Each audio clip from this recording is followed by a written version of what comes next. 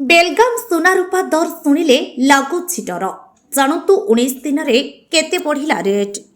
सुना रूपा दर लगामहीन भाव बढ़ी चली दिनकू दिन यही दुई मूल्यवान धातुर दाम नुआ रेकर्ड करुछि।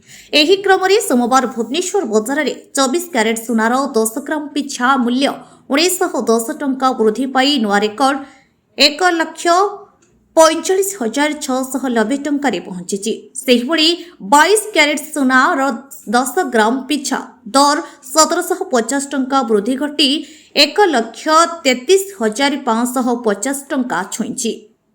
2026 मसीहार प्रथम 19 दिन में सुना दर पाखापाखि 8% वृद्धि पाई।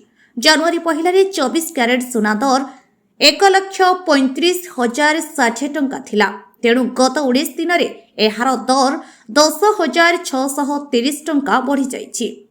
सेहिभଳି 22 क्यारेट सुना दर जनवरी पहले 1,23,800 टंका थिला। तेणु 22 क्यारेट सुना दाम इतिमध्य 9,750 टंका महंगा हो जाइछि। सुना तुलन में रूपा दर द्रुत मात्रा वृद्धि पाउछि। सोमवार भुवनेश्वर बजार में रूपा दर किलोग्राम पिछा 8,000 टंका वृद्धि पाई नुआ रेकर्ड 3,18,000 टंका छुईंची। 2026 मसीहार प्रथम 19 दिन में रूपा दर 24.22% वृद्धि पाइलानी। जनवरी पहले रूपा दर किलोग्राम पिछा 2,56,000 टंका रही। तेणु इतिमध्य रूपा दर में 62,000 टंका वृद्धि घटिलानी।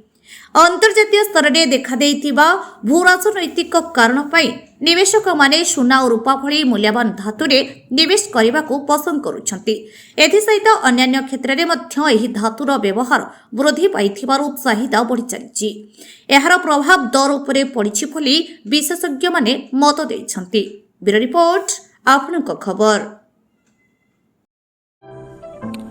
अधिक खबर पाई आम चैनल को लाइक शेयर और सब्सक्राइब करंतु।